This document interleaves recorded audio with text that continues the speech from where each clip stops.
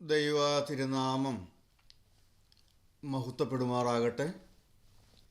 നാം ഇതിനു മുൻപ് ചിന്തിച്ച് നിർത്തിയ വെളിപ്പാട് പുസ്തകം തന്നെ തുടരാൻ ആഗ്രഹിക്കുകയാണ്. നാം 7 കാഹളങ്ങൾ എന്നൊരു വിഷയമാണ് ഇന്ന് ആരംഭിക്കുന്നത്. 7 കാഹളങ്ങൾ. വെളിപ്പാട് പുസ്തകം 8-ാം അധ്യായം. വെളിപ്പാട് പുസ്തകം 8-ാം അധ്യായം 2-ാമത്തെ വാക്യവും 6-ാമത്തെ വാക്യവും നമുക്കൊന്ന് വായിച്ച് കേൾക്കാം. വെളിപ്പാട് പുസ്തകം 8-ാം അധ്യായം 2-ാം വാക്യവും 6-ാം വാക്യവും. അപ്പോൾ ദൈവസന്നിധിയിൽ 7 ദൂതന്മാർ നിൽക്കുന്നത് ഞാൻ കണ്ടു. അവർക്ക് 7 കാഹളം ലഭിച്ചു. 7 കാഹളമുള്ള ദൂതന്മാർ 7 കാഹളം ഊതുവാൻ ഒരുങ്ങി നിന്നു. 7-ാമത്തെ വാക്യം കൂടെ. ഒന്നാമത്തവൻ ഊതി, അപ്പോൾ രക്തം കലർന്ന കന്മഴയും തീയും ഭൂമിമേൽ ചൊരിഞ്ഞിട്ട് ഭൂമിയിൽ 1/3 വെന്തുപോയി, വൃക്ഷങ്ങളിൽ 1/3 വെന്തുപോയി, എല്ലാ പച്ചപ്പുല്ലും വെന്തുപോയി. ഒരു വാക്ക് നമുക്ക് പ്രാർത്ഥിക്കാം. സ്നേഹനിധിയായ ഞങ്ങളുടെ ദൈവമേ, കരുണയുള്ള ഞങ്ങളുടെ കർത്താവേ, അവിടുത്തെ തിരുസന്നിധിയിലായിരിക്കാൻ അവിടുന്ന് ഞങ്ങൾക്ക് തന്ന ഈ വിലപ്പെട്ട സമയത്തിനായി ഞങ്ങൾ അങ്ങയെ സ്തുതിക്കുന്നു, ഞങ്ങൾ അങ്ങയെ വാഴ്ത്തുന്നു. അവിടുത്തെ തിരുവചനത്തിൻ്റെ കീഴിലാണല്ലോ ഞങ്ങൾ കടന്നു വന്നിരിക്കുന്നത്. അവിടുത്തെ വചനത്തിലൂടെ അവിടുന്ന് ഞങ്ങളോട് സംസാരിച്ചില്ല എങ്കിൽ ഞങ്ങൾക്കൊന്നും കിട്ടുകയില്ല എന്ന് ഞങ്ങൾക്കറിയാം. കർത്താവേ, ഇന്ന് ഈ സന്ധ്യാസമയത്ത് അവിടുത്തെ വചനത്തിലൂടെ ഞങ്ങളോട് സംസാരിക്കുമാറാകണമേ എന്ന് ഞങ്ങൾ അപ്പനോട് പ്രാർത്ഥിക്കുന്നു. ഞങ്ങൾക്ക് ആവശ്യമുള്ളത് അവിടുത്തെ തിരുവചനത്തിലൂടെ ഞങ്ങൾക്ക് പകർന്നു നൽകണമേ. നിസ്സാരനായ അടിയനെ ബലപ്പെടുത്തണമേ. എല്ലാ മഹത്വവും അവിടുന്ന് എടുക്കണമേ. യേശുവിൻ്റെ നാമത്തിൽ പ്രാർത്ഥിക്കുന്നു. കൃപയോടെ കേൾക്കണം പിതാവേ. ആമേൻ. ദൈവ തിരുനാമം മഹത്വപ്പെടട്ടെ. 7 കാഹളങ്ങൾ. വെളിപ്പാട് പുസ്തകത്തിൽ 6-ാം അധ്യായം മുതൽ നാം മുന്നോട്ട് വരുമ്പോൾ മേലാൽ സംഭവിപ്പാനിരിക്കുന്ന കാര്യങ്ങളെക്കുറിച്ച് യോഹന്നാന് സ്വർഗം വെളിപ്പെടുത്തി കൊടുക്കുമ്പോൾ അതിപ്രധാനമായ 3 വിഷയങ്ങളുണ്ട്. അന്ത്യകാലത്ത് സംഭവിക്കുന്നതായ കാര്യങ്ങളാണ് പ്രധാനമായും വരുന്നത്. അന്ത്യകാല ലക്ഷണങ്ങൾ, അന്ത്യകാലത്ത് സംഭവിക്കുന്നതായ കാര്യങ്ങൾ, നടക്കുന്നതായ കാര്യങ്ങൾ, ഇനിയും ഈ ഭൂമിയിൽ സംഭവിക്കാൻ പോകുന്നതായ കാര്യങ്ങൾ. അതിൽ ഏറ്റവും പ്രധാനമായും 3 വിഷയങ്ങളിലൂടെയാണ് യോഹന്നാൻ അത് പ്രദർശിപ്പിച്ചു കൊടുക്കുന്നത്. അതിൽ ഒന്ന് 7 മുദ്രകളാണ്. 2 7 കാഹളങ്ങൾ. 3 7 ക്രോധകലശങ്ങൾ. ഞാൻ പഠിച്ചു വരുമ്പോൾ ഇത് 3ഉം ഏതാണ്ട് ഒരേ കാര്യങ്ങളെക്കുറിച്ച് തന്നെയാണ് പറയുന്നത്. ഈ അവസാന നാളുകളിൽ സംഭവിക്കുന്നതായ കാര്യങ്ങൾ 3 വിഷയങ്ങളിലും ഒരേ കാലങ്ങളിൽ നടക്കുന്നതായ സംഭവങ്ങൾ, വിവിധ രംഗങ്ങളെക്കുറിച്ച് യോഹന്നാൻ വെളിപ്പെടുത്തി കൊടുക്കുകയാണ്. അതിൽ 7 മുദ്രകളെക്കുറിച്ച് നാം ചിന്തിക്കുകയുണ്ടായി. അതിൽ 7-ാം മുദ്ര പൊട്ടിക്കുമ്പോൾ സംഭവിക്കുന്നത്, 7-ാം മുദ്ര പൊട്ടിക്കുമ്പോഴാണ് ഈ 7 കാഹളങ്ങൾ നൽകുന്നത്. 7 കാഹളങ്ങൾ. അത് ഓരോന്നായിട്ട് നാം ചിന്തിക്കാൻ പോവുകയാണ്. അതിൽ ഒന്നാമത്തെ ദൂതൻ കാഹളമൂതി. 8-ാം അധ്യായം 1-ാം വാക്യം നാം വായിക്കുന്നു, അവൻ 7-ാം മുദ്ര പൊട്ടിച്ചപ്പോൾ സ്വർഗത്തിൽ ഏകദേശം അരമണിക്കൂറോളം മൗനതയുണ്ടായി. അപ്പോൾ ദൈവസന്നിധിയിൽ 7 ദൂതന്മാർ നിൽക്കുന്നത് ഞാൻ കണ്ടു. അവർക്ക് 7 കാഹളം ലഭിച്ചു. 7-ാം മുദ്ര പൊട്ടിക്കുമ്പോൾ ലഭിക്കുന്നതാണ് 7 കാഹളങ്ങൾ. 7 കാഹളമുള്ള ദൂതന്മാർ 7 കാഹളം ഊതുവാൻ ഒരുങ്ങി നിന്നു. 7-ാം വാക്യമാണ് ഞാൻ ചിന്തിക്കുന്നത്. 7-ാം വാക്യം, ഒന്നാമത്തവൻ ഊതി. അപ്പോൾ രക്തം കലർന്ന കൽമഴയും തീയും ഭൂമിമേൽ ചൊരിഞ്ഞിട്ട് ഭൂമിയിൽ 1/3 വെന്തുപോയി. വൃക്ഷങ്ങളിൽ 1/3 വെന്തുപോയി. എല്ലാ പച്ചപ്പുല്ലും വെന്തുപോയി. ഇതെല്ലാം ഭൂമിയുടെ മേൽ വരുന്നതായ ന്യായവിധികളെയാണ് കാണിക്കുന്നത്. 7 കാഹളങ്ങളും 7 ക്രോധകലശങ്ങളും എല്ലാം ഇനിയും ഈ ഭൂമിയുടെ മേൽ വരാൻ പോകുന്ന, സംഭവിക്കാൻ പോകുന്ന ഭയങ്കരമായ ന്യായവിധികളെയാണ് കാണിക്കുന്നത്. ഒന്നാമത്തെ ദൂതൻ കാഹളം ഊതിയപ്പോൾ രക്തം കലർന്ന കൽമഴയും തീയും ഭൂമിയിൽ വീഴുന്നു. രക്തം കലർന്ന കൽമഴയും തീയും ഭൂമിയിൽ വീഴുന്നു. ഇത് ഭൂമിയിൽ വീണിട്ട് എന്ത് സംഭവിച്ചു? ഭൂമിയിലെ വൃക്ഷങ്ങളിൽ 1/3 വെന്തുപോയി. എല്ലാ പച്ചപ്പുല്ലും വെന്തുപോയി. അതാണ് ഒന്നാമത്തെ ദൂതൻ കാഹളമൂതിയപ്പോൾ നടക്കുന്നത്. ഇതെല്ലാം പ്രതീകാത്മകമാണെന്ന് ഓർക്കണം. ഈ സിംബോളിക്കാണ് എല്ലാം. വെളിപ്പാട് പുസ്തകത്തിൽ കാണുന്നത് എല്ലാം പ്രതീകാത്മകമാണ്. രക്തം കലർന്ന കൽമഴയും തീയും ഭൂമിയിൽ വീഴുന്നു. അതിൻ്റെ ഫലമായി ഭൂമിയിൽ 1/3 വെന്തുപോയി. വൃക്ഷങ്ങളിൽ 1/3 വെന്തുപോയി. എല്ലാ പച്ചപ്പുല്ലും വെന്തുപോയി. ഈ വെന്തുപോവുക എന്ന് പറഞ്ഞാൽ ഇല്ലാതെയാകുക എന്നാണ് അതിൻ്റെ അർത്ഥം. ഇല്ലാതെയാകുക, ബേൺഡ്. ഞാൻ പറഞ്ഞല്ലോ, ഇതെല്ലാം പ്രതീകാത്മകമായി കാണുന്നവയാണ്. വേണമെങ്കിൽ ഒരു 5 വാക്കുകളുണ്ട് അവിടെ. രക്തം, കൽമഴ, തീ, വൃക്ഷം, പുല്ല്. 5 പദാർത്ഥങ്ങളുണ്ട്, 5 വസ്തുക്കൾ. ഒന്നാമത്തെ കാഹളം ഊതുമ്പോൾ 5 പദാർത്ഥങ്ങൾ കാണുകയാണ്, 5 വസ്തുക്കൾ കാണുകയാണ്. രക്തം, കൽമഴ, തീ, വൃക്ഷം, പുല്ല്. ഈ രക്തം എന്ന് പറയുമ്പോൾ അത് മരണത്തെയാണ് കാണിക്കുന്നത്. രക്തം എപ്പോഴും കാണിക്കുന്നത് മരണത്തെയാണ്. യെഹെസ്കേൽ പ്രവാചകന്റെ പുസ്തകം 14-ാം അധ്യായം 19-ാം വാക്യം നമുക്കൊന്ന് വായിക്കാം. യെഹെസ്കേൽ പ്രവാചകന്റെ പുസ്തകം 14-ാം അധ്യായം 19-ാമത്തെ വാക്യം. രക്തം എന്നത് മരണത്തെയാണ് കാണിക്കുന്നത്. അല്ലെങ്കിൽ ഞാൻ ആ ദേശത്ത് മഹാമാരി അയച്ച് അതിൽ നിന്ന് മനുഷ്യരെയും മൃഗങ്ങളെയും ഛേദിച്ചു കളവാൻ തക്കവണ്ണം എന്റെ ക്രോധം രക്തരൂപേണ അതിന്മേൽ പകർന്നാൽ, കൊന്നുകളയാൻ തക്കവണ്ണം, സംഹരിച്ചു കളയാൻ തക്കവണ്ണം എൻ്റെ ക്രോധം രക്തരൂപേണ അതിൻ്റെ മേൽ ചൊരിഞ്ഞാൽ, മരണത്തെ കാണിക്കുന്നത്. രക്തം എന്നത് മരണത്തെ കാണിക്കുന്നു. ഈ കൽമഴ എന്ന് പറയുമ്പോൾ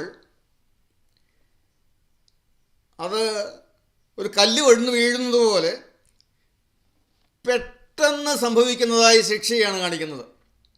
പെട്ടെന്ന് സംഭവിക്കുന്നതായ ശിക്ഷ, നനച്ചിരിക്കാത്ത സമയത്ത്, ചിന്തിക്കാത്ത സമയത്ത് പെട്ടെന്ന് വരുന്നതായ ശിക്ഷ. ചിലപ്പോൾ ഒരു വാഹനാപകടമാകാം, അല്ലെങ്കിൽ ഒരു ഹാർട്ട് അറ്റാക്ക് ആകാം, അല്ലെങ്കിൽ ഇപ്പോൾ ഇടിമിന്നലേൽക്കുന്നു. പെട്ടെന്ന് നനച്ചിരിക്കുന്ന സമയത്തല്ലല്ലോ, പെട്ടെന്ന് ഇടിമിന്നലേൽക്കുന്നു, മരണം സംഭവിക്കുന്നു. അങ്ങനെ അതുപോലുള്ള പെട്ടെന്നുള്ളതായ വിപത്തുകൾ, ഒരു കല്ല് വന്നങ്ങ് വീഴുന്നത് പോലെ പെട്ടെന്ന് സംഭവിക്കുന്നതായ കാര്യങ്ങളുടെ പ്രതീകാത്മകമായി വേണമെങ്കിൽ നമുക്ക് ഈ കൽമഴയെ കാണാം.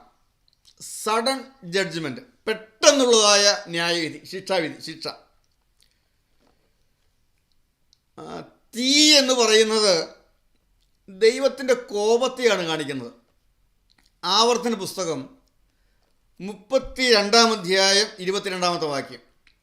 ആവർത്തനം 32:22. തീ ദൈവത്തിൻ്റെ ക്രോധത്തെ, ദൈവത്തിൻ്റെ കോപത്തെ കാണിക്കുന്നു. തീ എന്റെ കോപത്താൽ തീ ജ്വലിച്ചു, പാതാളത്തിന്റെ ആഴത്തോളം കത്തും. തീ ജ്വലിച്ചു, ദൈവത്തിൻ്റെ കോപത്തെ കാണിക്കുന്നു തീ. അതുപോലെ ഈ വൃക്ഷം, പുല്ല് എന്ന് പറയുമ്പോൾ ഈ സസ്യങ്ങളുടെ കൂട്ടത്തിൽ ഏറ്റവും വലുതാണെന്ത്? വൃക്ഷം. ഇല്ലേ, വലിയ മരം, പടുമരങ്ങൾ, വൃക്ഷങ്ങൾ. ഏറ്റവും വലിപ്പമുള്ളതും ഏറ്റവും വലുതാണ് വൃക്ഷം. ഏറ്റവും ചെറുത് എന്താണ്? ഏറ്റവും ചെറുത് എന്താണ് സസ്യങ്ങളിൽ? പുല്ല്. ഇല്ലേ, പുൽക്കൊടി, പുല്ല്. അപ്പോൾ ഏറ്റവും വലുതിനെ വൃക്ഷം കാണിക്കുന്നു, ഏറ്റവും ചെറുതിനെ പുല്ല് കാണിക്കുന്നു. ഏറ്റവും ഉയർന്നതും ഏറ്റവും താഴ്ന്നതും. Symbolically high and low in society. സമൂഹത്തിൽ ഏറ്റവും ഉയർന്നതും ഏറ്റവും താഴ്ന്നതിനെയുമാണ് ഈ വൃക്ഷവും പുല്ലും കാണിക്കുന്നത്. അപ്പോൾ ഇത് വെച്ചുകൊണ്ട് ഒന്നാമത്തെ ദൂതൻ കാഹളം ഊതിയപ്പോൾ നടന്നതായ കാര്യങ്ങളെ നാം ഒന്ന് വിശകലനം ചെയ്ത് കഴിഞ്ഞാൽ നമുക്കെങ്ങനെ മനസ്സിലാക്കാൻ സാധിക്കും? ഒന്നാമത്തെ ദൂതൻ കാഹളം ഊതിയപ്പോൾ ഉയർന്നവൻ തുടങ്ങി താഴ്ന്നവൻ വരെ എല്ലാ രംഗങ്ങളിലും പച്ചപ്പ് മുഴുവൻ നഷ്ടപ്പെടത്തക്കവണ്ണം ദൈവത്തിൻ്റെ കോപം പെട്ടെന്ന് ഭൂമിയിൽ പകരപ്പെടുന്നു. അതാണ് നടക്കുന്നത്. ഒന്നാമത്തെ ദൂതൻ കാഹളം ഊതുമ്പോൾ ഒന്നാമത്തവൻ ഊതി, അപ്പോൾ രക്തം കലർന്ന കൽമഴയും തീയും ഭൂമിമേൽ ചൊരിഞ്ഞിട്ട് ഭൂമിയിൽ 1/3 വെന്തുപോയി, വൃക്ഷങ്ങളിൽ 1/3 വെന്തുപോയി, എല്ലാ പച്ചപ്പും വെന്തുപോയി. അത് ലളിതമായി സംഭവിക്കുന്നതായ കാര്യങ്ങളെ ചുരുക്കമായി ചിന്തിക്കുമ്പോൾ എന്താണ് നടന്നത്? ഒന്നാമത്തെ ദൂതൻ കാഹളം ഊതിയപ്പോൾ ഉയർന്നവൻ തുടങ്ങി താഴ്ന്നവൻ വരെ എല്ലാ രംഗങ്ങളിലും, ഭൂമിയിൽ എല്ലാ രംഗങ്ങളിലും പച്ചപ്പ് മുഴുവൻ നഷ്ടപ്പെടത്തക്കവണ്ണം, പച്ചപ്പ് മുഴുവൻ പോയി പോകുവാൻ തക്കവണ്ണം ദൈവത്തിൻ്റെ ക്രോധം ഭൂമിയുടെ മേൽ പെട്ടെന്ന് പകരപ്പെട്ടു. ഒന്നാമത്തവൻ കാഹളമൂതിയപ്പോൾ. നമ്മുടെ ജീവിതത്തിൽ ഈ കാഹളം കേൾക്കാനിടയാകരുത്. ഒന്നാം കാഹളം നമ്മുടെ ജീവിതത്തിൽ മുഴങ്ങാനിട വരരുത്. ഒന്നാമത്തെ ദൂതൻ കാഹളം ഊതിയപ്പോൾ വലിപ്പ വ്യത്യാസമൊന്നുമില്ല. വലിയവനെന്നില്ല, ചെറിയവനെന്നില്ല, ഉന്നതനെന്നില്ല, താഴ്ന്നവനെന്നില്ല. ആരെന്ന് നോക്കാതെ ഉയർന്നവൻ തുടങ്ങി താഴ്ന്നവൻ വരെ പച്ചപ്പ് മുഴുവനും, പുഷ്ടി മുഴുവനും, ഐശ്വര്യവും സമൃദ്ധിയും മുഴുവനും നഷ്ടപ്പെടാൻ തക്കവണ്ണം, എല്ലാം നഷ്ടപ്പെട്ടു പോകാൻ തക്കവണ്ണം വലിയ കെടുതികൾ പെട്ടെന്ന് കത്തുന്ന ജീവിതത്തിന് മേൽ വന്നു ഭവിക്കുന്നു. ഇല്ലേ? ആത്മീയമായി നാം ചിന്തിക്കുമ്പോൾ നമ്മുടെ കുടുംബത്തിൽ ഒന്നാം കാഹളം മുഴങ്ങാനിട വരരുത്. നമ്മുടെ ജീവിതത്തിൽ ഒന്നാം കാഹളം ഇടവരരുത്. ഇല്ലേ? നാം ഇത് കേൾക്കുമ്പോൾ പലരും ചിന്തിക്കുന്നുണ്ടാകും, അയ്യോ, എൻ്റെ ജീവിതത്തിൽ ഒന്നാമത്തെ കാഹളം ഊതപ്പെട്ടല്ലോ എന്ന്. ഒന്നാമത്തെ കാഹളം. നാം ലോകത്തിലേക്കുള്ളതായ ചിന്തകളെല്ലാം മാറി നമ്മുടെ ജീവിതത്തിലേക്ക് നോക്കുമ്പോൾ ജീവിതത്തിൻ്റെ പച്ചപ്പ് നഷ്ടപ്പെട്ടു പോകുന്ന, പച്ചപ്പ് എല്ലാം നഷ്ടപ്പെട്ടു എന്നാണ് ഇവിടെ നാം വായിച്ചല്ലോ. ഭൂമിയിൽ 1/3 വെന്തുപോയി, വൃക്ഷങ്ങളിൽ 1/3 വെന്തുപോയി, എല്ലാ പച്ചപ്പുല്ലും വെന്തുപോയി. പച്ചപ്പെല്ലാം ഇല്ലാതെയായി, പുഷ്ടിയെല്ലാം ഇല്ലാതെയായി. കെടുതികൾ വരികയാണ്, ദോഷങ്ങൾ വരികയാണ്, നാശങ്ങൾ വരികയാണ്. ഒന്നാമത്തെ ദൂതൻ കാഹളം ഊതിയപ്പോൾ, രണ്ടാമത്തെ ദൂതൻ കാഹളം ഊതിയപ്പോൾ. 8-ാമത്തെ വാക്യം നോക്കുന്നു, വായിക്കാം. 8-9 വാക്യങ്ങൾ. 8-9 വാക്യങ്ങൾ. രണ്ടാമത്തെ ദൂതനൂതി, അപ്പോൾ തീ കത്തുന്ന വൻമല പോലെയൊന്ന് സമുദ്രത്തിലേക്ക് എറിഞ്ഞിട്ട് കടലിൽ 1/3 രക്തമായി തീർന്നു. സമുദ്രത്തിൽ പ്രാണനുള്ള സൃഷ്ടികളിൽ 1/3 ചത്തുപോയി. കപ്പലുകളിലും 1/3 ഛേദം വന്നു. രണ്ടാമത്തെ ദൂതൻ കാഹളം ഊതിയപ്പോഴും അതുപോലെ തന്നെയുള്ളതായ നാശങ്ങളാണ് സംഭവിക്കുന്നത്. രണ്ടാമത്തെ ദൂതൻ കാഹളം ഊതി, അപ്പോൾ തീ പോലെ കത്തുന്ന വൻമല പോലെ ഒന്ന് സമുദ്രത്തിലേക്ക് എറിഞ്ഞിട്ട് കടലിൽ 1/3 രക്തമായി തീർന്നു. സമുദ്രത്തിൽ പ്രാണനുള്ള സൃഷ്ടികളിൽ 1/3 ചത്തുപോയി. കപ്പലുകളിലും 1/3 ഛേദം വന്നു. ഇവിടെയും 4 വാക്കുകളുണ്ട്. ഏതെല്ലാമാണ്? ഞാനൊരു പ്രസംഗം പോലെയായിട്ട് നിങ്ങൾക്ക് തോന്നുന്നുണ്ടോ? ഏതെല്ലാമാണ് 4 വാക്കുകൾ? ഇവിടെ കാണുന്ന 4 വാക്കുകൾ നമ്മൾ ബൈബിൾ പഠിക്കുമ്പോൾ അങ്ങനെ ഒന്ന് വിശകലനം ചെയ്യുന്നത് നല്ലതാണ്. ഏതെല്ലാം 4 വാക്കുകൾ? രണ്ടാമത്തെ ദൂതൻ ഊതിയപ്പോൾ 4 വാക്കുകൾ. 1, തീ കത്തുന്ന വൻമല പോലെയുള്ള ഒന്ന്, തീ കത്തുന്ന വൻമല. 2, സമുദ്രം. 3, രക്തം. 4, കപ്പൽ. ഇങ്ങനെ 4 കാര്യങ്ങളുണ്ട്. തീ കത്തുന്ന വൻമല, സമുദ്രം, രക്തം, കപ്പൽ. നമ്മളിങ്ങനെ ബൈബിൾ വായിച്ചിട്ട് ആ വാക്കുകളുടെ അടിയിലൊന്ന് ലൈൻ ഇടണം, ഒന്ന് നോട്ട് ചെയ്യണം. ആ 3 പദങ്ങൾ: വൻമല, സമുദ്രം, രക്തം, കപ്പൽ. ഈ സമുദ്രം എന്ന് പറയുന്നിടത്തെല്ലാം ജനമഹാസാഗരം, ജനസമൂഹത്തെയാണ് കാണിക്കുന്നത് സമുദ്രം. ബൈബിൾ പല ഭാഗങ്ങളിലും, പ്രത്യേകിച്ച് വെളിപ്പാടിൽ, ഒരു മൃഗം സമുദ്രത്തിൽ നിന്ന് കയറി വരുന്നത് ഞാൻ കണ്ടു. എന്നുവെച്ചാൽ ആളുകളുടെ ഇടയിൽ നിന്ന്, ജനക്കൂട്ടത്തിൽ നിന്ന്, ജനത്തിൻ്റെ ഇടയിൽ നിന്ന്. സമുദ്രം ജനസമൂഹത്തെ കാണിക്കുന്നു. രക്തം, നാം ചിന്തിച്ചതാണ്, രക്തം മരണത്തെ കാണിക്കുന്നു. കപ്പൽ വാണിജ്യത്തെയാണ് കാണിക്കുന്നത്. വാണിജ്യത്തെയാണ് കപ്പൽ കാണിക്കുന്നത്. ബിസിനസ്, വാണിജ്യത്തെ കാണിക്കുന്നു. അപ്പോൾ ഇവിടെ സംഭവിക്കുന്നത് വൻമല പോലെ ഒന്ന്, ആകാശത്ത് നിന്ന് വൻമല പോലെ ഒന്ന് വീണ്, ഉൽക്കകൾ വീഴുന്നതാണെന്ന് പറയാം. എന്തോ ഒന്ന്, വൻമല പോലെ ഒന്ന്, എന്തോ ഒരു വിപത്ത് സംഭവിച്ചിട്ട്, എന്തോ ഒരു വലിയ വിപത്ത് സംഭവിച്ചിട്ട് എല്ലാം താറുമാറാകുമെന്ന്, എല്ലാം താറുമാറാകും. വലിയ മഹാവിപത്ത് സംഭവിച്ചിട്ട് എല്ലാം താറുമാറാകും. മനുഷ്യൻ്റെ ജീവനും വ്യാപാര രംഗങ്ങൾക്കും എല്ലാം ദോഷം വരുത്തുന്ന വാണിജ്യ രംഗം, ബിസിനസ് രംഗങ്ങളെല്ലാം തകരുന്ന എന്തോ ഒരു വിപത്ത് ഈ ലോകത്ത് സംഭവിക്കുമെന്ന്, ഈ ഭൂമിയിൽ സംഭവിക്കുമെന്ന്. അതിൽ തീ കത്തുന്ന വൻമല പോലെ എന്ന് പറയുമ്പോൾ എന്താണ് നമുക്കറിയില്ല. യെരമ്യാ പ്രവാചകന്റെ പുസ്തകം 51-ാം അധ്യായം 25-ാം വാക്യം നമുക്കൊന്ന് വായിക്കാം. യെരമ്യാവ് 51:25. അവിടെ നാം ഒരു ദഹനപർവ്വതത്തെക്കുറിച്ച് കാണുന്നു. ദഹനപർവ്വതം. സകല ഭൂമിയെയും നശിപ്പിക്കുന്ന വിനാശപർവ്വതമേ, ഞാൻ നിനക്ക് വിരോധമായിരിക്കുന്നു. ഞാൻ നിന്റെ മേൽ കൈ നിന്നെ പാറകളിൽ നിന്ന് ഉരുട്ടി ദഹനപർവ്വതമാക്കും എന്ന് യഹോവയുടെ അരുളപ്പാട്. വിനാശപർവ്വതം, ദഹനപർവ്വതം. ഞാൻ നിന്നെ ദഹനപർവ്വതമാക്കും. ദഹനപർവ്വതം. എന്തായിരിക്കുമോ ഈ വന്നു വീഴാൻ പോകുന്ന ദഹനപർവ്വതം?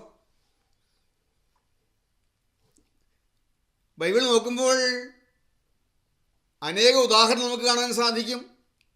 നമ്മുടെ ജീവിതത്തിലും ഇതുപോലെ വന്നു വീഴുന്നതായ ദഹനപർവ്വതങ്ങളുണ്ട്. എന്താകുമോ, ആരെയാകുമോ ഇങ്ങനെയൊരു ദഹനപർവ്വതമാക്കി മാറ്റുന്നത്? ഇസ്രായേൽ ജനത്തിൻ്റെ ജീവിതത്തിൽ അവരെ അടിമത്തത്തിലേക്ക് കൊണ്ടുപോകുന്ന ഒരു ദഹന പർവ്വതമാക്കി ബാബിലോണിനെ ദൈവം മാറ്റിയ കാര്യമൊക്കെയാണ് പ്രവാചകൻ പറയുന്നത്. അവരെ അടിമത്തത്തിലേക്ക് കൊണ്ടുപോകുന്ന ദഹനപർവ്വതമായി ബാബിലോൺ വന്നു. നെബൂഖദ്നേസർ രാജാവ് വന്നു, ഇസ്രായേൽ ജനത്തെ യുദ്ധം ചെയ്ത് അടിമകളാക്കി. അവരുടെ ദൈവാലയം തകർത്തു, പട്ടണം ചുട്ടു. അവരെ അടിമകളായി, പ്രവാസികളായി ബാബിലോണിലേക്ക് കൊണ്ടുപോയി. ദഹനപർവ്വതമായി ബാബിലോൺ വന്നു. എന്തായിരിക്കുമോ ദഹനപർവ്വതം? തീ കത്തുന്ന വൻമല പോലെ ഒന്ന് വീണിട്ട് മനുഷ്യൻ്റെ ജീവൻ അപകടം വരും. എല്ലാ വാണിജ്യരംഗങ്ങളും തകർന്ന് താറുമാറാകും. ഞാൻ ഇന്ന് ഈ 2 കാഹളങ്ങളെക്കുറിച്ച് ചിന്തിച്ച് അവസാനിപ്പിക്കുകയാണ്. രണ്ടും ദൈവത്തിൻ്റെ ശിക്ഷാവിധി തന്നെ. എല്ലാ പച്ചപ്പും നഷ്ടപ്പെട്ടു പോകുന്നു. ദഹനപർവ്വതം ഒന്ന് വീണ് മനുഷ്യൻ്റെ ജീവൻ അപകടപ്പെടുന്നു. വാണിജ്യരംഗങ്ങൾ തകരുന്നു. ഇല്ലേ? ഈ കാഹളങ്ങളൊക്കെ ഊതിക്കഴിഞ്ഞോ എന്ന് നമ്മൾ ചിന്തിച്ചു പോകും. ഈ കാഹളങ്ങളെല്ലാം ഊതിക്കഴിഞ്ഞോ? ഈ കോവിഡ് എന്ന് പറയുന്നത് ഒരു ദഹനപർവ്വതമായിരുന്നു. എത്രയോ മനുഷ്യരുടെ ജീവൻ പോയി. ബിസിനസ്സുകളൊക്കെ തകർന്നു പോയില്ലേ? ബിസിനസ് രംഗങ്ങളെല്ലാം താറുമാറായില്ലേ? തകർന്നില്ലേ? അത് കഴിഞ്ഞ് മുന്നോട്ട് വന്നപ്പോൾ ഇപ്പോൾ ദാ മറ്റൊരു ദഹനപർവ്വതം ഒന്ന് വീണിരിക്കുന്നു. ഇറാൻ, ഈ ഇപ്പോൾ നടക്കുന്നതായ മിഡിൽ ഈസ്റ്റ് യുദ്ധം ഒരു ദഹനപർവ്വതമായി. മനുഷ്യൻ്റെ ജീവൻ പോകുന്നു. വാണിജ്യമെല്ലാം താറുമാറാകുന്നു. കപ്പലുകളെല്ലാം തകരുന്നു. ഇല്ലേ? ഇപ്പോൾ ഹോർമൂസ് കടലിടുക്ക്, നമ്മളിപ്പോഴാണ് അതിനെക്കുറിച്ച് കേൾക്കുന്നത് തന്നെ. മറ്റേ നമ്മൾ ഈ കാര്യങ്ങളൊന്നും കേൾക്കാറ് പോലും ഇല്ലല്ലോ. നമ്മൾ അറിയാറില്ല എന്തൊക്കെയാണ് നടക്കുന്നത്. സ്മൂത്തായി ലോകം മുന്നോട്ട് പോകുമ്പോൾ എന്തൊക്കെയാണ് ലോകത്ത് നടക്കുന്നതെന്ന് നമ്മൾ അറിയാറില്ല. എന്നാൽ ഇതുപോലെയുള്ള ഓരോ ദഹനപർവ്വതങ്ങൾ വന്ന് വീഴുമ്പോൾ ഇല്ലേ, ബിസിനസ് എല്ലാം താറുമാറായി. ലോകത്തെ വാണിജ്യരംഗങ്ങളെല്ലാം താറുമാറായി തകർന്നു പോകുന്നു. ആ ഒരു കടലിടുക്കിൽ ഇറാൻ ഈ യുദ്ധം വന്നപ്പോൾ, ഈ മിഡിൽ ഈസ്റ്റ് യുദ്ധം വന്നപ്പോൾ ഏതെല്ലാം രംഗങ്ങളാണ് തകർന്ന് താറുമാറാകുന്നത്? നാം ഓർക്കണം, ഇതെല്ലാം ഊതപ്പെടുന്ന കാഹളത്തിൻ്റെ പരിണതഫലങ്ങളാണ്. ദൈവത്തിന് സ്തോത്രം. അന്ത്യകാലത്ത് സംഭവിക്കുമെന്ന് ദൈവത്തിൻ്റെ വചനം മുൻകൂട്ടി പറഞ്ഞതായ കാര്യങ്ങളാണിതെല്ലാം. ദൈവത്തിൻ്റെ ക്രോധം പകരപ്പെടുന്നു, ദൈവക്രോധം പകരപ്പെടുന്നു. എന്താണൊരു പരിഹാരം? നാം ചിന്തിക്കുന്നുണ്ടാകും, കർത്താവേ, എൻ്റെ മേൽ ഈ കാഹളം ഊതിയല്ലോ, എൻ്റെ നേരെ ഈ കാഹളം ഊതിയല്ലോ. ഒന്നാമത്തെ ദൂതൻ്റെ കാഹളം, രണ്ടാം കാഹളം നമ്മുടെ മേൽ ഊതപ്പെട്ട് കഴിഞ്ഞുവോ?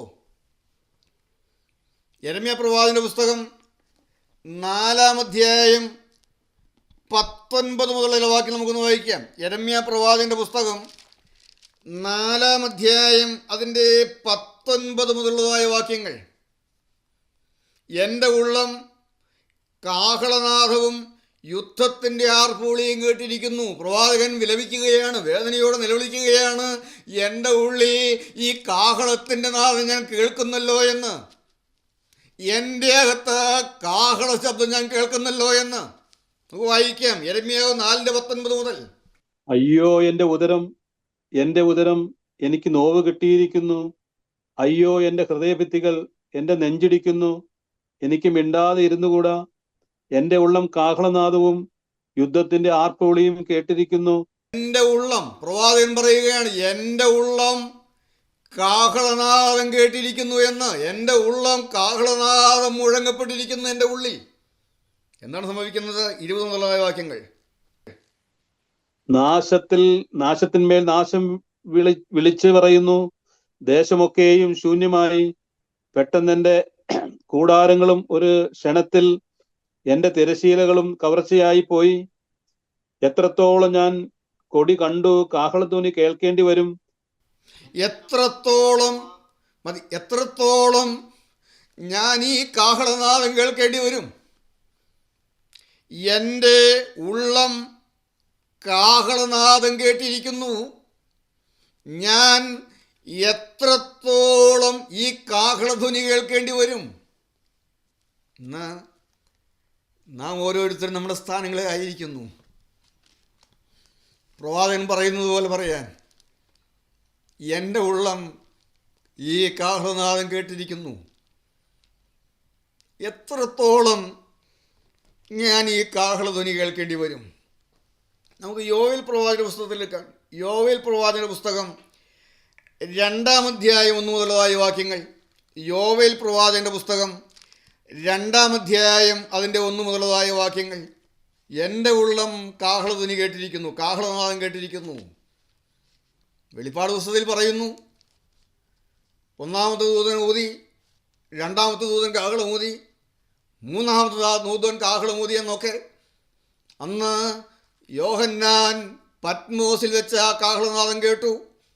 ഇന്ന് എൻ്റെ ഉള്ളം കാഹളനാദം മുഴങ്ങുന്നുവോ? യോവേൽ 2-ാം അധ്യായം 1 മുതലായ വാക്യങ്ങൾ. സിയോനിൽ കാഹളമൂതുവിൻ, എൻ്റെ വിശുദ്ധ പർവ്വതത്തിൽ അയ്യം വിളിപ്പിൻ. യഹോവയുടെ ദിവസം വരുന്നത് കൊണ്ടും അത് അടുത്തിരിക്കുന്നത് കൊണ്ടും ദേശത്തിലെ സകല നിവാസികളും നടുങ്ങിപ്പോകട്ടെ. ഇരുട്ടും അന്ധകാരവുമുള്ള ഒരു ദിവസം, മേഘവും കൂരിരുട്ടുമുള്ള ഒരു ദിവസം തന്നെ. പർവ്വതങ്ങളിൽ പരന്നിരിക്കുന്ന പ്രഭാതം പോലെ പെരുപ്പവും ബലവുമുള്ള ഒരു ജാതി, അങ്ങനെയുള്ളത് പണ്ട് ഉണ്ടായിട്ടില്ല. ഇനി മേലാൽ തലമുറയായുള്ള ആണ്ടുകളോളം ഉണ്ടാകുകയുമില്ല.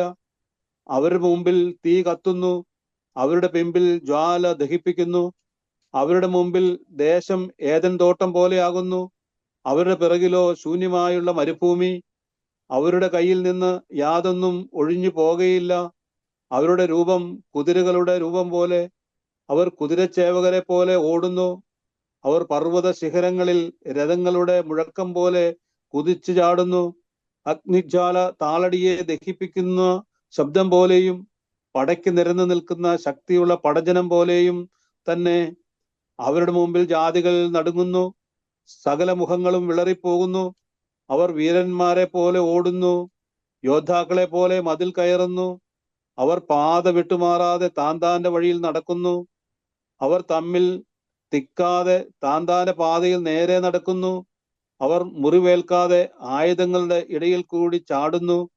അവർ പട്ടണത്തിൽ ചാടിക്കടക്കുന്നു, മതിലിന്മേൽ ഓടുന്നു, വീടുകളിൽ മേൽ കയറുന്നു. കള്ളനെ പോലെ കിളിവാതിലുകളിൽ കൂടി കടക്കുന്നു. അവരുടെ മുമ്പിൽ ഭൂമി കുലുങ്ങുന്നു, ആകാശം നടുങ്ങുന്നു, സൂര്യനും ചന്ദ്രനും ഇരുണ്ടുപോകുന്നു, നക്ഷത്രങ്ങൾ പ്രകാശം നൽകാതിരിക്കുന്നു. യഹോവ തന്റെ സൈന്യത്തിന്റെ മുമ്പിൽ മേഘനാദം കേൾപ്പിക്കുന്നു. അവന്റെ പാളയം അത്യന്തം വലുതും അവന്റെ വചനം അനുഷ്ഠിക്കുന്നവൻ ശക്തിയുള്ളവനും തന്നെ. യഹോവയുടെ ദിവസം വലുതും അതിഭയങ്കരവുമാകുന്നു, അത് സഹിക്കാവുന്നവൻ ആർ? യഹോവയുടെ ദിവസം വലുതും അതിഭയങ്കരവുമാകുന്നു, അത് സഹിക്കാവുന്നവനാര്? എന്ന് പറഞ്ഞാൽ വിട്ടിലും തുള്ളനും പച്ചപ്പുഴവും തിന്ന് എല്ലാ പച്ചപ്പും പോയി പോകുമെന്ന്, എല്ലാ പച്ചപ്പും ഇല്ലാതാകുമെന്ന് എൻ്റെ ഉള്ളം കാഹളനാദം മുഴങ്ങുന്നു. എത്രത്തോളം ഞാൻ ഈ കാഹളധ്വനിയെ കേൾക്കേണ്ടി വരും? പച്ചപ്പ് പോകുന്നു. പെട്ടെന്ന് വന്ന ചില കെടുതികൾ, പെട്ടെന്ന് വന്നതായ ചില അപകടങ്ങൾ എല്ലാം താറുമാറാകുന്നു. എല്ലാം എല്ലാ പച്ചപ്പും പോകുന്നു. ദൈവത്തിന് സ്തോത്രം. ദഹനപർവ്വതങ്ങൾ വന്ന് വീണ് എല്ലാം താറുമാറാകുന്നു. മനുഷ്യൻ്റെ ജീവനും വാണിജ്യരംഗങ്ങളുമെല്ലാം താറുമാറാകുന്നു. ഈ ലോകത്ത് വരാൻ പോകുന്നതായ, ഭൂമിയുടെ മേൽ പകരപ്പെടാൻ പോകുന്നതായ ദൈവത്തിൻ്റെ ന്യായവിധികൾ, സ്വർഗത്തിൻ്റെ ശിക്ഷാവിധികൾ ആത്മീയമായി നാം ധ്യാനിക്കുമ്പോൾ, ചിന്തിക്കുമ്പോൾ എൻ്റെ ഉള്ളം കാഹളം മുഴങ്ങുന്നല്ലോ. ഈ കാഹളം എൻ്റെ ഉള്ളിൽ മുഴങ്ങുന്നുവല്ലോ. ഞാൻ എത്രത്തോളം ഈ കാഹളധ്വനി കേൾക്കേണ്ടി വരും? കർത്താവേ, ഞാൻ എത്രത്തോളം പച്ചപ്പ് കാണാൻ കഴിയുന്നില്ലല്ലോ. കെടുതികൾ ഒന്നിനായി വരുന്നല്ലോ. വിട്ടിൽ തിന്നത്, പച്ചപ്പുടി തിന്നത്,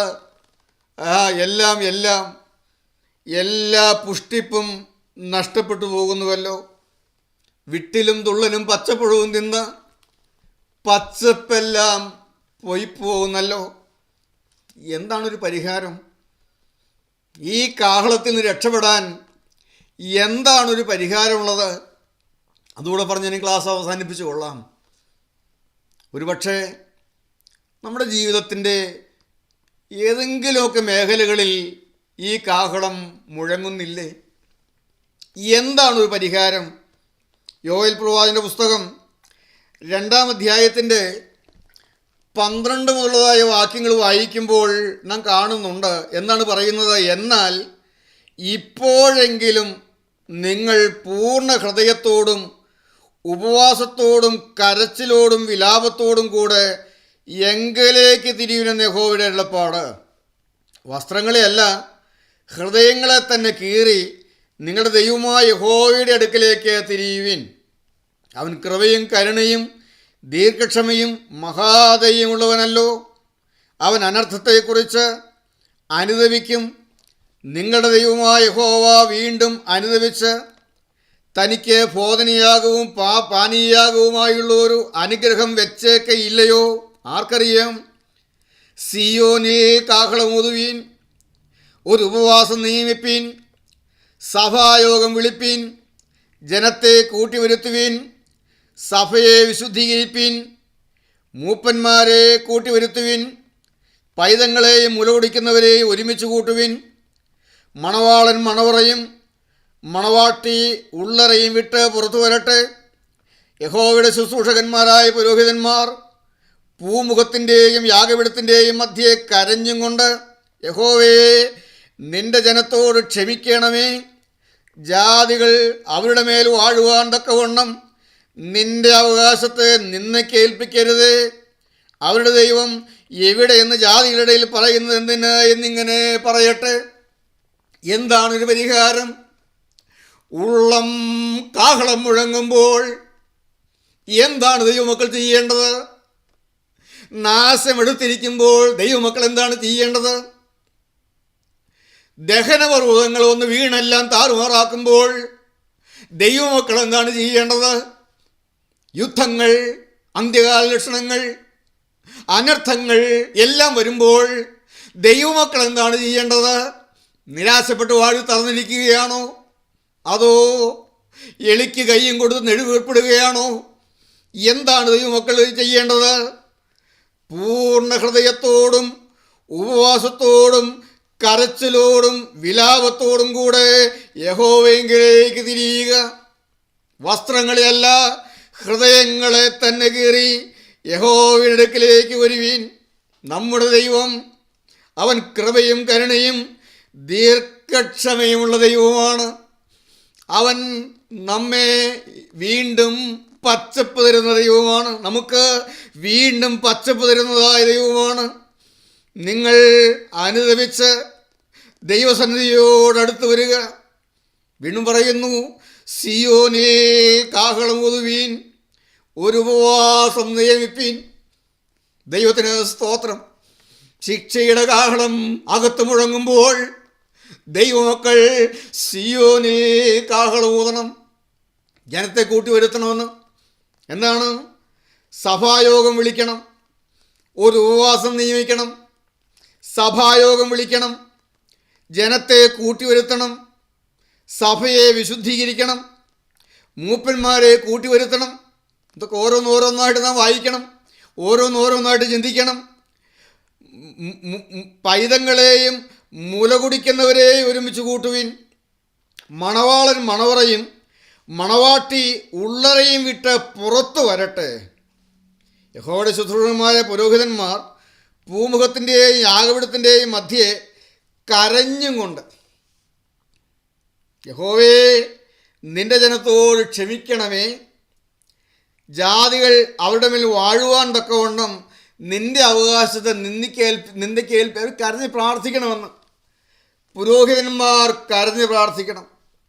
സിയോനിൽ കാഹളം ഊതണം, ഒരു ഉപവാസം നിയമിക്കണം, സഭായോഗം വിളിക്കണം, ജനത്തെ കൂട്ടിവരുത്തണം. അതിലാരെയും മാറ്റി നിർത്തണമെന്നാണ് പറയുന്നത്. ആരെയും മാറ്റി നിർത്തരുത്. ഉപവാസം പ്രസിദ്ധമാക്കുമ്പോൾ, ഉപവാസം നിയമിക്കുമ്പോൾ, ജനത്തെ കൂട്ടിവരുത്തുമ്പോൾ, സഭായോഗം വിളിച്ചു കൂട്ടുമ്പോൾ ആരെയും മാറ്റി നിർത്തരുത് എന്ന്. എന്താ പറഞ്ഞിരിക്കുന്നത്? പൈതങ്ങളെ കൂട്ടിവരുത്തണം, പൈതങ്ങളെ കൂട്ടിവരുത്തണം, മുല കുടിക്കുന്നവരെ ഒരുമിച്ച് കൂട്ടണം, മണവാളൻ മണവറയും മണവാട്ടി ഉള്ളറയും വിട്ട് പുറത്തു വരട്ടെ. എന്താണ് അതിൻ്റെ അർത്ഥം? ഈ മണവാളനും മണവാട്ടിയും പ്രത്യേക പരിഗണനയുള്ളവരാണ്. ആവർത്തന പുസ്തകം 24-ാം അധ്യായം 25-ാം വാക്യം നമുക്കൊന്ന് വായിക്കാം. ഈ മണവാളനും മണവാട്ടിയും പ്രത്യേക പരിഗണനയുള്ളവരാണ്. ആവർത്തനം 24-5. പ്രത്യേക പരിഗണനയുള്ളവരായ മണവാളനും മണവാട്ടിയും. അവിടെ പറഞ്ഞിരിക്കുന്നു, മണവാളൻ മണവറയും മണവാട്ടി ഉള്ളറയും വിട്ട് പുറത്തു വരട്ടെ. ഒരു പുരുഷൻ പുതുതായി ഒരു സ്ത്രീയെ പരിഗ്രഹിച്ചിരിക്കുമ്പോൾ അവൻ യുദ്ധത്തിന് പോകരുത്, അവന്റെ മേൽ യാതൊരു ഭാരവും വയ്ക്കരുത്. അവനൊരു സമ്മത്സരത്തിലേക്ക് വീട്ടിൽ സ്വതന്ത്രനായിരുന്ന് താൻ പരിഗ്രഹിച്ച ഭാര്യയെ സന്തോഷിപ്പിക്കണം. മണവാളനും മണവാട്ടിയും എന്ന് പറയുമ്പോൾ അവർ പ്രത്യേകം പരിഗണനയുള്ളവരാണ്.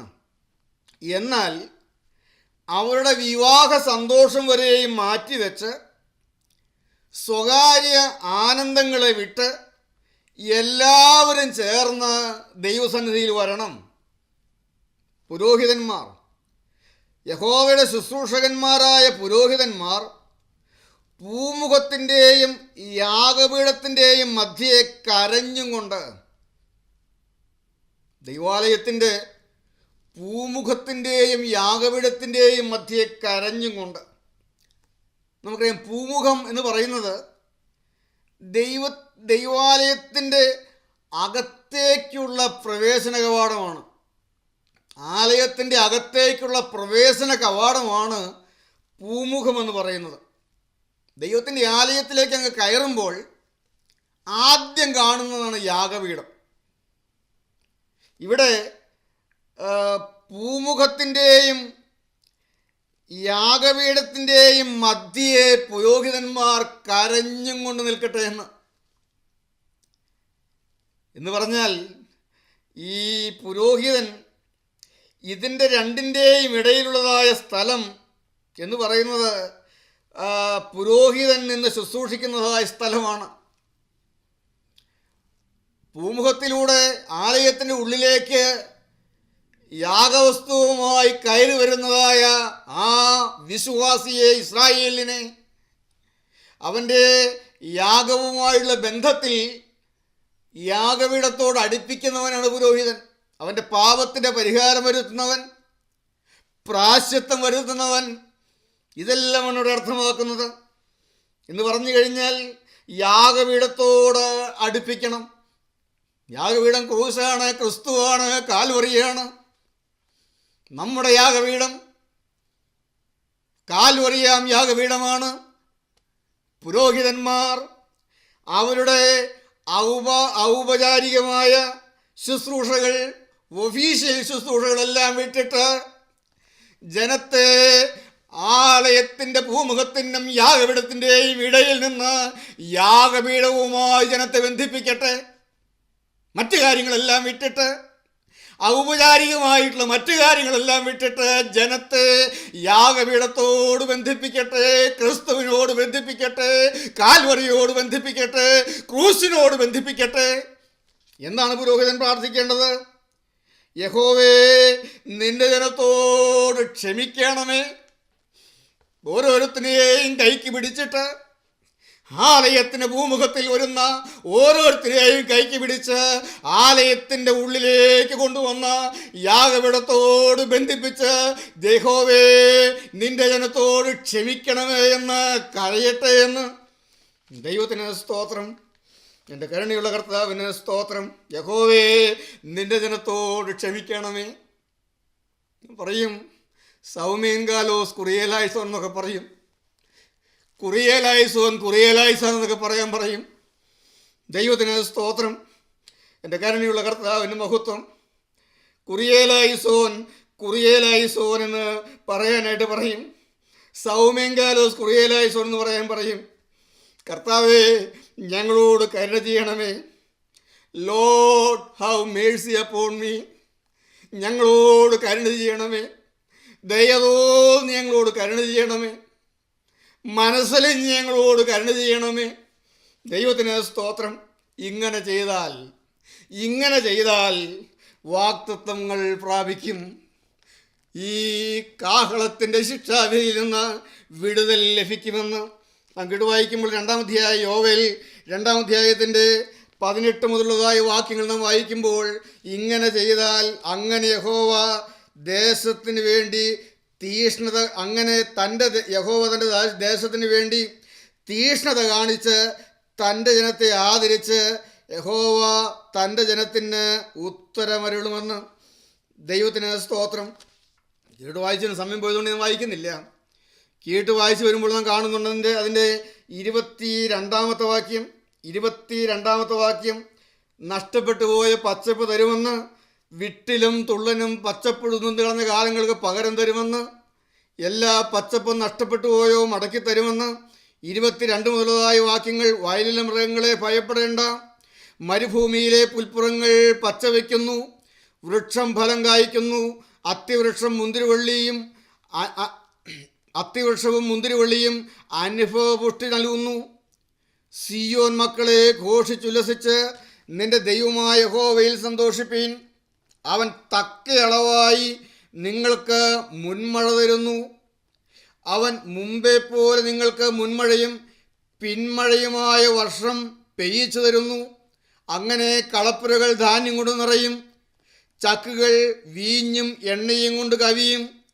ഞാൻ നിങ്ങളുടെ ഇടയിൽ അയച്ചിരിക്കുന്ന എൻ്റെ മഹാസൈന്യമായ വെട്ടുക്കിളിയും വിട്ടിലും തുള്ളനും പച്ചപ്പുഴുവും നിന്ന് കളഞ്ഞ സംവത്സരങ്ങൾക്ക് വേണ്ടി ഞാൻ നിങ്ങൾക്ക് പകരം നൽകും. നിങ്ങൾ വേണ്ടുവോളം നിന്ന് തൃപ്തരായി നിങ്ങളോട് അത്ഭുതമായി പ്രവർത്തിക്കുന്ന നിങ്ങളുടെ ദൈവമായ യഹോവയുടെ നാമത്തെ സ്തുതിക്കും. എൻ്റെ ജനം ഒരു നാൾ ലജ്ജിച്ചു പോകുകയില്ല. ഞാൻ ഇസ്രായേലിൻ്റെ നടുവിലുണ്ട്. ഞാൻ നിങ്ങളുടെ ദൈവമായ യഹോവ, മറ്റൊരുത്തനുമില്ല എന്ന് നിങ്ങൾ അറിയും. എൻ്റെ ജനം ഒരു നാളും ലജ്ജിച്ചു പോകുകയുമില്ല. ദൈവത്തിന് സ്തോത്രം. തീർന്നില്ല. കീഴോട്ട് വായിക്കുമ്പോഴാണ് നമ്മുടെ ഉള്ളം കുളിർക്കുന്നത്. കീഴോട്ട് വായിക്കുമ്പോഴാണ് നമ്മുടെ ഉള്ളം ആനന്ദിക്കുന്നത്. അതിൻ്റെ ശേഷമോ ഞാൻ സകല ജനത്തിനു മേലും എൻ്റെ ആത്മാവിനെ പകരും. നിങ്ങളുടെ പുത്രന്മാരും പുത്രിമാരും പ്രവചിക്കും. നിങ്ങളുടെ വൃദ്ധന്മാർ സ്വപ്നങ്ങളെ കാണും, നിങ്ങളുടെ യൗവനക്കാർ ദർശനങ്ങളെ ദർശിക്കും. കാഹളങ്ങൾ, ന്യായവിധിയുടെ കാഹളങ്ങൾ, ശിക്ഷയുടെ കാഹളങ്ങൾ, ദൈവത്തിൻ്റെ ന്യായവിധി പകരപ്പെടുന്നു. ഒന്നാമത്തെ ദൂതൻ കാഹളമൂതിയപ്പോൾ ഉയർന്നവൻ തുടങ്ങി താഴ്ന്നവൻ വരെ എല്ലാ രംഗങ്ങളിലും പച്ചപ്പ് മുഴുവൻ നഷ്ടപ്പെട്ടു പോകുവാൻ തക്കവണ്ണം ദൈവത്തിൻ്റെ ക്രോധം ഭൂമിയിൽ പെട്ടെന്ന് പകരപ്പെടുന്നു. രണ്ടാമത്തെ ദൂതൻ കാഹളമൂതുമ്പോൾ ആ വൻമല പോലെ, തീ കത്തുന്ന വൻമല പോലെ ഒന്ന് ദഹനപർവ്വതം വന്ന് വീഴുന്നു, എല്ലാം താറുമാറാക്കുന്നു. എന്തോ വലിയ വിപത്ത് വന്ന് സംഭവിച്ചിട്ട് എല്ലാം താറുമാറാകുകയും മനുഷ്യൻ്റെ ജീവനും വ്യാപാരങ്ങളുമെല്ലാം തകരുകയും ചെയ്യും. എന്നാൽ ഇതിന് നടുവിൽ ദൈവമക്കൾ കാഹളമൂതണം, ഉപവാസം പ്രസിദ്ധം ചെയ്യണം. എല്ലാവരും എല്ലാം വിട്ട് ദൈവസ്ഥനിൽ ഒരുമിച്ച് കൂടണം. പുരോഹിതന്മാർ, ശുശ്രൂഷക്കാർ, ദൈവവേലക്കാർ യാഗപീഠത്തോട് ജനത്തെ ബന്ധിപ്പിച്ചിട്ട് യാഗപീഠത്ത് ലഭിക്കുന്ന, കാൽവറിയിൽ ലഭിക്കുന്ന, ക്രൂശിൽ ലഭിക്കുന്ന പാപക്ഷമ പ്രാപിക്കണം. അപ്പോൾ പച്ചപ്പ് മടക്കി കിട്ടുമെന്ന്, പുഷ്ടിയെല്ലാം തിരികെ കിട്ടുമെന്ന്, വിട്ടിലും തുള്ളനും പച്ചപ്പുഴും നിന്ന് കളഞ്ഞ കാലങ്ങൾക്ക് പകരം ലഭിക്കുമെന്ന്. അതിൻ്റെ ശേഷമോ സകല ജനത്തിൻ്റെ മേലും ഞാൻ എൻ്റെ ആത്മാവിനെ പകരും തലകളെ വണക്കാം. കരുണയുള്ള കർത്താവേ, സ്നേഹനിധിയായ ഞങ്ങളുടെ സ്വർഗീയ പിതാവേ, ഞങ്ങൾക്ക് തന്ന ജീവൻ്റെ ആലോചനകൾക്കായി സ്തോത്രം. നാഥ, ഞങ്ങളുടെ ഉള്ളം എത്രത്തോളം ഈ കാഹളം കേൾക്കേണ്ടി വരും? ഇല്ല കർത്താവേ, ഇല്ല. എല്ലാത്തിനും അറുതി തന്ന് നിൻ്റെ ആത്മാവിൽ ഞങ്ങളെ നിറയ്ക്കുമെന്നുള്ള അവിടുത്തെ തിരുവചനത്തിലെ വാഗ്ദത്തത്തിൻ്റെ കീഴിൽ ഞങ്ങളിതാ താഴുന്നു. എല്ലാ മഹത്വത്തോടും എടുക്കണമേ. യേശുവിൻ്റെ നാമത്തിൽ പ്രാർത്ഥിക്കുന്നു. കൃപയോടെ കേൾക്കണം പിതാവേ. ആമേൻ.